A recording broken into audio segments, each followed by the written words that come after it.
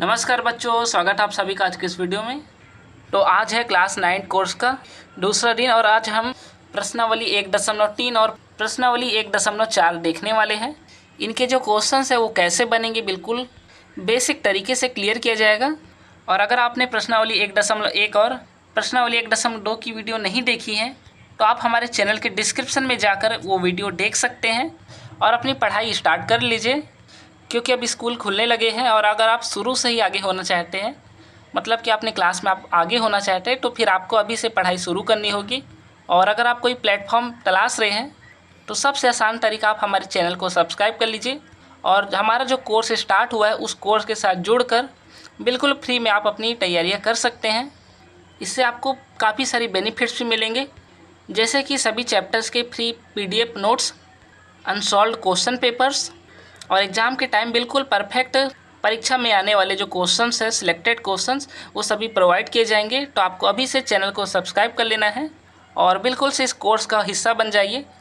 तो चलिए आप शुरू करते इस वीडियो को। तो यहाँ पे प्रश्नावली 1.3 है बच्चों, और इसको बनाना है हमें सूत्र ऊठ्यतिर्याभ्याम मेथड से, मतलब एक प्रकार से विधि का नाम है। ये जो विधि है पहले उसे ही समझ लेते। तो यहाँ पे है विधि का नाम ऊठ्यतिर्याभ्याम, मतलब कि यहाँ पे अगर इसे पार्ट में डिवाइड करेंगे तो पहला आ जाएगा आपका ऊढ़, फिर तिर्यक और फिर भ्याम। तो ऊढ़ का मतलब होता है ऊंचा। ऊंचा के लिए यहाँ पे हम ऊंचे वाले एरो को शो करेंगे। और यहाँ पे है तिर्यक, सेकेंड वाला अगर आप डिवाइड करेंगे इस वर्ड को तो यहाँ पे आपको तिर्यक मिल जाएगा। तिर्यक के लिए हम यहाँ पे क्रॉस वाला एरो ले लेते हैं। फिर आपको लास्ट में मिलेगा भ्याम, और भ्याम का मतलब होता है विधि, मतलब कि दोनों का कॉम्बिनेशन, ऐसा गणित या फिर ऐसी विधि जिसमें ये दोनों के कॉम्बिनेशन से ही आपका जो मैथ्स है वो कंप्लीट होगा। तो ये इस विधि का नाम है। मतलब कि जब आप इसे सॉल्व करेंगे तो हमको ये दोनों ही जो एरो है, दोनों ही टाइप के एरो की ज़रूरत पड़ने वाली है। यही इस विधि का मतलब है। तो चलिए इस पहले वाले क्वेश्चन को आप सॉल्व कर लेते हैं। तो बच्चों यहाँ पे पहला वाला प्रश्न अपना यहाँ पे दिख रहा है। यहाँ पे 23 और 32 का गुणा करना है, लेकिन सूत्र ऊठ्यतिर्याभ्याम विधि से इसका गुणा करना है। अब इसका गुणा कैसे करेंगे सबसे पहले उसे देख लेते हैं। तो अब सबसे पहले आपको इस टाइप का स्ट्रक्चर बना लेना है, और ये स्ट्रक्चर कैसे बनेगा उसे हम क्लियर कर लेते हैं। तो सबसे पहले आपको दोनों ही पक्षों की इकाइयों की संख्या को ले लेना है। दोनों ही पक्षों की अगर आप इकाई संख्या लेंगे तो यहाँ पे आप पाएंगे कि जो बाएं पक्ष है उसकी इकाई की संख्या 3 है और दाएं पक्ष की इकाई की संख्या 2 है। तो 3 और 2 को बिल्कुल जो स्ट्रेट एरो है, मतलब ऊंचा वाला जो एरो है, उसमें आपको रखना है इस टाइप से। फिर आपको इकाई और दहाई दोनों के कॉम्बिनेशन को मल्टीपल, मतलब कि क्रॉस वाले एरो के बेस पे रखना है। मतलब कि आपको तिर्यक गुणा करना है। यहाँ पे जो तिरछा एरो है वो इन्हीं डिजिट्स के लिए शो होगा, जिसमें आपको इकाई और दहाई दोनों ही संख्याओं को लेकर आगे बढ़ना है। तो यहाँ पे 2 और 3, मतलब जैसा क्वेश्चन में उसी टाइप से आपको बिल्कुल रख लेना है, लेकिन एरो को ऊंचा ना रख के आपको क्रॉस में रखना है।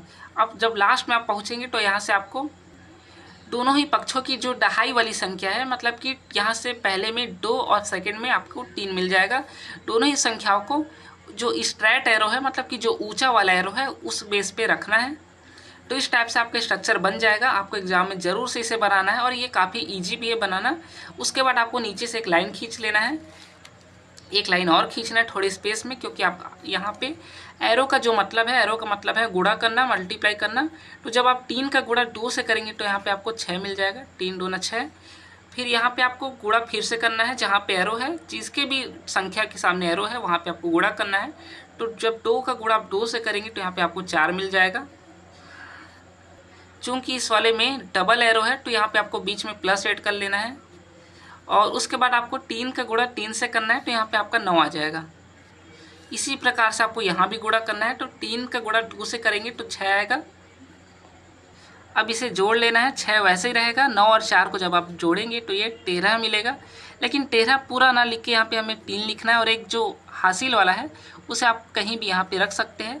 और जब आप यहाँ 6 को रखेंगे तो 6 और 1 जुड़ जाएगा, तो 6 और 1 हो जाएगा 7। तो ये आंसर हो जाएगा, जिसको आपको अलग से लिख लेना है, क्योंकि वहाँ पे बॉक्स के रूप में है। यहाँ पे आपको अलग से आंसर को लिख लेना, ये इस प्रश्न का आंसर होगा। और काफ़ी इजी मेथड है इसे सॉल्व करने का। तो बच्चों जितनी भी 2 अंक की संख्याएं वाले जो क्वेश्चंस है वो इसी टाइप से बनने वाले हैं। आपको भी ट्राई करके देखना है कि कैसे बनेंगे। और अब हम 3 अंक की संख्या वाले प्रश्नों को देख लेते हैं ये कैसे बनेंगे। ये भी बनाने का जो प्रोसेस है काफ़ी आसान है। तो चलिए फटाफट से इस टाइप के भी क्वेश्चन को देख लेते हैं। तो अब 3 अंक वाली संख्या को सॉल्व करना सीखते बच्चों। तो यहाँ पे आप देख पाएंगे कि यहाँ पे जो प्रश्न है वो है 123 का गुणा करना है हमें 321 से। और इसके लिए भी आपको सबसे पहले स्ट्रक्चर बना लेना है। स्ट्रक्चर आपको हर हाल में बनाना है, क्योंकि जो मेथड है यूज करने वाले हैं उस मेथड का मतलब ही यही है कि आपको स्ट्रक्चर बना के आगे बढ़ना है। 2 ही प्रकार के एरो इसमें शामिल है, एक ऊंचा वाला एरो और एक तिरछा वाला एरो। तो यहाँ पे पहला जो आपका एरो वाला स्ट्रक्चर बनेगा उसमें आपका इकाई की संख्याओं को शामिल करना है। मतलब कि इसमें आपकी केवल इकाई की ही संख्या आएगी और इसमें कुल 5 कॉलम बनने वाले हैं। तो इकाई की संख्या में 3 और 1 आ जाएगा, और जबकि एक ही संख्या को जब आप लेंगे तो आपको स्ट्रेट एरो यूज करना है, मतलब कि सीधा वाला एरो यूज करना है। तो 3 और यहाँ पे 1 और साथ में स्ट्रेट एरो। उसके बाद जब आप आगे बढ़ेंगे तो आपको पहले ऐसा ही मानना है कि ये 2 अंक की संख्या है, उसके बाद आपको इसे सॉल्व करना है। सेकेंड वाले में जब आप ऐसा रखेंगे हैंड को, तो आपको यहाँ पे 2 का गुणा 1 से करना है क्रॉस वन में, और 3 का गुणा 2 से करना है, ये भी क्रॉस में ही आएगा इस टाइप से। उसके बाद जब आप फाइनल स्टेप पे पहुँचेंगे बीचों बीच वाले में, मिडिल स्ट्रक्चर में, तब आपको सभी को जो क्वेश्चन है थोड़े थोड़े स्पेस में रख के इस टाइप से उतार लेना है, जिसमें पूरा क्वेश्चन रिपीट है। जो सबसे लास्ट फर्स्ट और जो लास्ट वाले जो डिजिट है उन पे आपको क्रॉस एरो यूज करना है, और जो बीच वाला बचेगा जो डिजिट उसमें आपको स्ट्रेट एरो यूज करना है। वही प्रोसेस आपको यहाँ पे भी दोहराना है, जिसमें आपको इनको हाइड कर लेना है, छुपा लेना है, और यहाँ पे आपको जो 2 डिजिट दिख रहे हैं उन्हीं 2 डिजिट को रखना है और इन्हें क्रॉस एरो से शो करना है। फिर जो लास्ट वाला स्ट्रक्चर बचेगा ये वाला, उसके लिए आपको यहाँ पे जो लास्ट के डिजिट है यहाँ पे सैकड़ा का या फिर 100 का, वहाँ पे आपको इसके शो कर लेना है, 1 का और 3 का। फिर उसी प्रकार से आपको लाइन खींच लेना है। और अब यहाँ पे एरो का मतलब मल्टीप्लिकेशन है, मतलब आपको यहाँ पे सिंपली मल्टीप्लाई करना है। 3 का गुणा 1 से करेंगे तो यहाँ पे 3 ही आएगा। यहाँ पे 2 एकम 2 हो जाएगा, जबकि डबल एरो इसी में ऐड है तो यहाँ पे आपको बीच में प्लस ऐड करना है। फिर 3 का गुणा 2 से करना है तो यहाँ पे 3 दूना 6 हो जाएगा। 1 एकम 1 हो जाएगा। यहाँ पे एरो वाइज आपको मल्टीप्लाई करना है। 3 का गुणा 3 से करना है, 3 तिया 9 हो जाएगा। फिर प्लस ऐड करना है, फिर 2 का गुणा 2 से करना है, मतलब 2 दूना 4 हो जाएगा। अब यहाँ पे 2 का गुणा फिर 1 से करना है तो 2 एकम 2 हो जाएगा। 3 का गुणा 2 से करेंगे तो यहाँ पे 6 आ जाएगा, और 3 का गुणा फिर 1 से करेंगे जब आप, तो यहाँ पे फिर से 3 आएगा। अब जितनी सिंगल डिजिट है जैसे ये सब, तो ये ऑटोमेटिकली आंसर आ चुका है, लेकिन जो प्लस में है उन्हें जोड़ना है। तो यहाँ पे 6 और 2 को जब आप जोड़ेंगे तो 8 आ जाएगा। 9 1 10, 10 और 4 14 हो जाएगा। अभी पूरा 14 ही लिख लेते हैं। 6 2 8 हो जाएगा, और यहाँ पे 3 का 3 ही हो जाएगा। जो मतलब कि डबल डिजिट है यहाँ पे हमें हासिल लेना है, बाकी सब परफेक्ट है। तो यहाँ पे 3 लिख लीजिए, यहाँ पे 8 लिख लीजिए। यहाँ पे आपको 4 वैसे ही लिखना है और 1 ये वाला हासिल देना है, तो 8 और 1 9 हो जाएगा, और 3 का वैसे ही आपको रख लेना है। चूँकि यहाँ पे बॉक्स में, इसलिए आपको अलग से इसका आंसर लिख लेना है, जो कि है 39, फिर 4, फिर 8 और फिर 3, और ये आपका आंसर हो जाएगा। तो आई होप कि ये प्रोसेस आप समझ गए होंगे। काफ़ी इजी है, आपको बिल्कुल प्रैक्टिस करते रहना है, तभी आप इसे सीख पाएंगे। इसी टाइप से और भी क्वेश्चन बनेंगे, तो आपको जरूर से उसे ट्राई करना है। प्रश्नावली 1.3 के समाप्त होने के बाद अब हम प्रश्नावली 1.4 के क्वेश्चंस को सॉल्व कर लेते हैं। सबसे पहले हमें इसके जो मेथड है उस मेथड को समझना होगा। यहाँ पे इसका जो मेथड है वो ये है कि एक न्यूनन पूर्वेण के प्रयोग से आपको हल करना है। ये भी एक प्रकार का सूत्र है। और सबसे पहले हम इन 3 वर्ड को समझ लेते हैं। तो यहाँ पे जो थर्ड वाला वर्ड है अपना पूर्वेण, उसका मतलब विधि है, मतलब जिस विधि से हम इस क्वेश्चन को सॉल्व करेंगे और आंसर लाएंगे उस विधि का नाम ही पूर्वेण कहलाता है। जबकि यहाँ पे जो एक और न्यूनन लिखा है उसका मतलब समझ लेते हैं। तो एक का मतलब है यहाँ पे सिंपली डिजिट 1, मतलब कि एक ही संख्या के लिए प्रयोग किया गया है 1। जबकि न्यूनन का मतलब होता है कम करना, न्यून यानी कम करना। तो यहाँ पे न्यून का मतलब समझ लेंगे कम, मतलब कि पूरा अगर मिला ली इस प्रोसेस को तो हो जाएगा 1 कम करना। मतलब कि जब हम जो भी क्वेश्चन सॉल्व करेंगे, जब क्वेश्चन को सॉल्व करेंगे तो उसमें हमें कहीं ना कहीं 1 कम करना है, और 1 कम करके ही हम आंसर को ला सकते हैं। इस मेथड का मतलब है। तो यहाँ पर जो पहला वाला प्रश्न है उसी ही देख लेते हैं। तो ये कैसे बनेगा, चलिए उन्हें हम देखते हैं। तो यहाँ पर पहला प्रश्न है बच्चों, 57 का गुणा 99 से करना है। ध्यान ये देना है कि इस मेथड से जो भी क्वेश्चन मिलेंगे उसमें जो दायां पक्ष होगा उसमें प्रायः इसी टाइप की संख्या आपको मिलने वाली, जिसमें 99 हो सकता है, 999 हो सकता है और 9999 भी हो सकता है। तो 99 मिलने के चांसेस ज़्यादा है। तो यहाँ पे जो अगर आप इस क्वेश्चन को सॉल्व करेंगे इस मेथड से, तो यहाँ पे सबसे पहले आपको इसी क्वेश्चन को रिपीट करना है, नीचे लाइन खींचना है और एक कॉलम वाला स्ट्रेट लाइन और खींचना है, ताकि आप दोनों ही पार्ट को बांट सकें। जहाँ पे एक साइड उत्तर का बायां भाग आएगा, जहाँ पे दूसरे साइड उत्तर का दायां भाग आएगा, मतलब इधर लेफ्ट साइड आएगा तो इधर राइट साइड आएगा। तो ये प्रोसेस भी आपको, इनको लिखने के बाद आपको इन दोनों पॉइंट्स को भी लिखना है अपनी सॉल्यूशन में। तो यहाँ पे उत्तर के बायां भाग बराबर में लिखा गया संख्या का एक न्यूनन। तो जो जिस मेथड का नाम पड़ा है एक न्यूनन पूर्वण, तो अब यहाँ पे उसका यूज होने वाला है, जिसमें लिखा है संख्या का एक न्यूनन। मतलब कि जो भी लेफ्ट साइड की जो डिजिट है, जैसे 57 है, 57 है, तो उसका हमें एक न्यून मतलब एक कम करना है, एक संख्या कम कर लेंगे, एक लेस करेंगे। तो यहाँ पे 57 में जब हम एक माइनस करेंगे तब हमें 56 मिल जाएगा, और इसी 56 को हमें यहाँ पे फिल आउट करना है, ये कम करके ही फिल करना है, तो ये 56 हो जाएगा।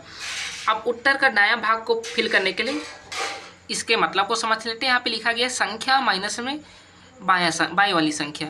तो यहाँ पे जो हमारे संख्या का मतलब है, जो कि संख्या प्रश्न में पहले से दी गई है। जो राइट साइड में संख्या, जैसे कि यहाँ पे 99 है, तो उसी 99 को यहाँ पे संख्या के नीचे लिख लेना है, माइनस का चिन्ह लगाना है। फिर जो बाई संख्या है, जहाँ पे हमने आंसर फिल किया है, जैसे 56 को उतार लेना है आंसर वाले को ही, और 56 यहाँ पे लिख लेना है आपको। अब 99 में से 56 को सिंपली माइनस कर लेना है। तो जब आप माइनस करेंगे तो यहाँ पे 9 में से 6 माइनस करने पे 3 मिल जाएगा, जबकि 9 में से 5 माइनस करने पे 4 मिल जाएगा। तो यहाँ पे कुल मिला के 43 मिल गया है। अब इसी 43 को हमें यहाँ पे फिल आउट कर लेना है, और अतः करके हमें फिर से प्रश्न को उतार लेना है, और नीचे में पूरा बिना किसी एरो लाइन के आपको बिल्कुल कंटिन्यूसली इस आंसर को लिख लेना है, और यही हमारा आंसर होगा। तो ये भी बिल्कुल काफ़ी आसान तरीका है इसे सॉल्व करने का। आई होप कि आप इस वाले प्रोसेस को भी समझ गए होंगे। बाकी जितने भी क्वेश्चन इसी टाइप से बनेंगे, आपको ज़रूर से सॉल्व करके देखना है। अगर आपसे किसी भी क्वेश्चन को सॉल्व करने में प्रॉब्लम हो तो आप कमेंट कीजिए, कमेंट में आपके डाउट वाले क्वेश्चन का सॉल्यूशन आपको नेक्स्ट वीडियो में मिल जाएगा। तो बिना किसी झिझक के आपको कमेंट करना है। जो आपको नहीं बने आपको बिल्कुल कमेंट में बताना है कि हमें ये नहीं बन रहा है, तुरंत से तुरंत आपको सॉल्यूशन मिल जाएगा। और इस वीडियो में केवल हम इन्हीं दोनों प्रश्नावली को सॉल्व करने वाले थे। अब जो नेक्स्ट प्रश्नावली आएगा 1.5 और 1.6 वाला, उन्हें हम नेक्स्ट वीडियो में कवर करने वाले हैं। इस वीडियो का जो टारगेट था वो इन्हीं दोनों प्रश्नावली को सॉल्व करने का था, 1.3 और 1.4 को।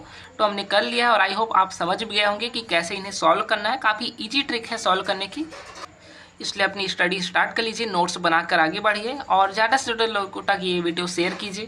फिर हम नेक्स्ट वीडियो में कवर करने वाले हैं प्रश्नावली 1.5, जो कि सूत्र एकाधिकन पूर्वेण से बनेगा। जैसा कि हमने 1.4 वाली प्रश्नावली में सॉल्व किया जिस मेथड से, जस्ट उसका अपोजिट है, जिन्हें हम 1.5 वाले प्रश्नावली में पढ़ेंगे, और वो वीडियो नेक्स्ट वीडियो होगी। और उसके बाद फिर हम प्रश्नावली 1.6 भी देखेंगे, जो कि उसी वीडियो का ही हिस्सा होगा। और इस विधि का नाम है निखिलम विधि, जिसमें थोड़ा सा आपको नया मिलने वाला है सॉल्व करने को। और ये भी एक प्रकार की विधि है, बेसिक मैथ्स के अंतर्गत आती है ये।